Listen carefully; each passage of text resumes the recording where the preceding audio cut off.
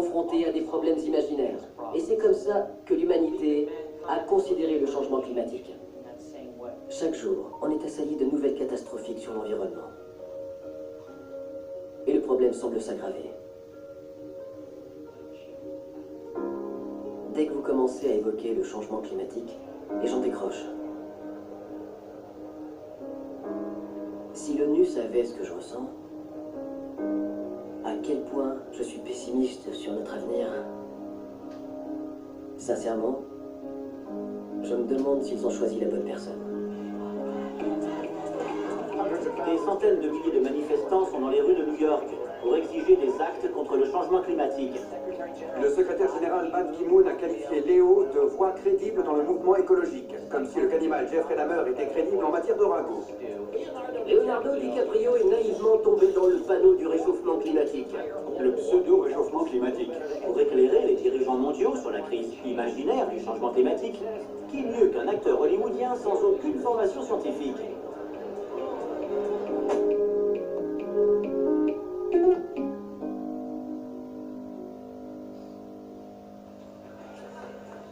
Bonjour, ça va? Bonjour. Enchanté.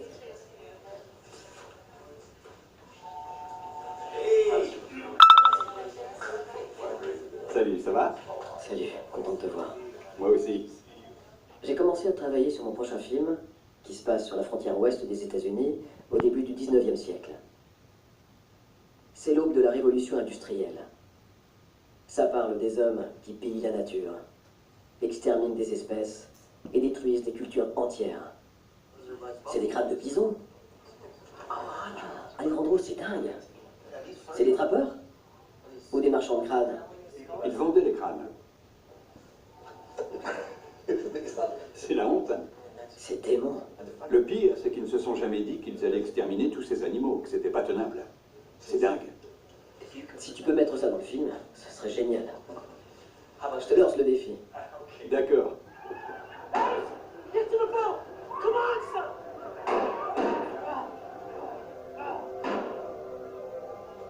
Je n'ai pas grandi au milieu de la nature. Je vivais dans le centre de Los Angeles. Pour m'évader, le week-end, j'allais au muséum d'histoire naturelle. Tout petit, je me suis passionné pour les espèces éteintes. Tous ces animaux, comme le dodo, la tourte voyageuse qui était l'oiseau le plus répandu au monde, le tigre de Tasmanie qu'on appelle aussi thylacine, le grand pingouin, le quagga et le moa. Je me souviens de ma colère en lisant les histoires de ces explorateurs et de ces colons qui avaient rayé de la carte des espèces entières et ce faisant, détruit à jamais des écosystèmes.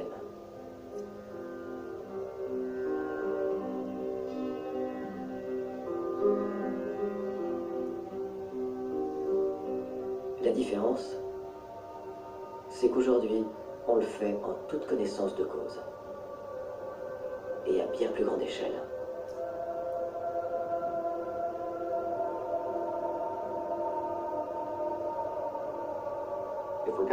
Si on veut combattre le réchauffement climatique efficacement, il faut commencer par reconnaître que notre économie est presque entièrement basée sur les énergies fossiles, à savoir le charbon, le pétrole et le gaz naturel. Nos transports dépendent en majeure partie du pétrole. Notre électricité, du charbon et du gaz naturel. Et depuis le début du XXIe siècle, pour répondre à notre dépendance envers les énergies fossiles, on se tourne vers de nouvelles sources dangereuses et extrêmes. On décapite des montagnes pour extraire du charbon. On a la fracturation hydraulique pour le gaz naturel. Les forages offshore pour le pétrole.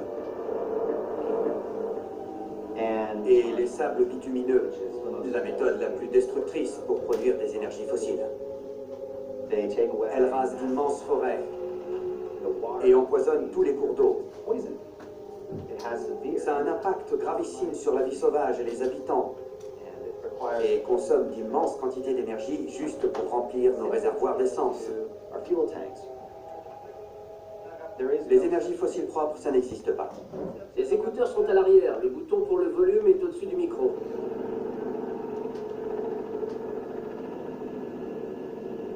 Qui a déboisé tout ça? Il y a une entreprise forestière en ville. Quand les gens ont besoin d'abattre des arbres pour construire quelque chose, il y a une scierie qui s'occupe du bois. Avant, tout ça, c'était une forêt boréale. Ça a commencé à petite échelle dans la deuxième moitié des années 60. Rien à voir avec aujourd'hui. Maintenant, on produit chaque jour environ 350 000 barils de pétrole brut de synthèse sur ce site. Il y a deux autres sites. Il y a aussi Exxon qui a récemment ouvert une nouvelle mine. Et aussi Shell. Les zones noires, c'est les sables bitumineux? Oui, on voit à leur couleur qu'ils contiennent du pétrole. Le processus consiste à extraire le pétrole qui se trouve dans le sable. On injecte de la vapeur dans le sous-sol et quand il se réchauffe, le pétrole coule du sable et on le récupère. On dirait le Mordor. Pardon? Le Mordor, dans Le Seigneur des Anneaux. C'est une opération massive, inimaginable. C'est juste notre site minier. Ensuite, on a des opérations d'extraction et de transformation. Tout se passe à environ 70 km d'ici. Les sites sont reliés par des pipelines. La vérité, c'est que plus je creuse la question, et plus je découvre les causes du problème, plus je réalise mon ignorance. Je n'y connais vraiment rien.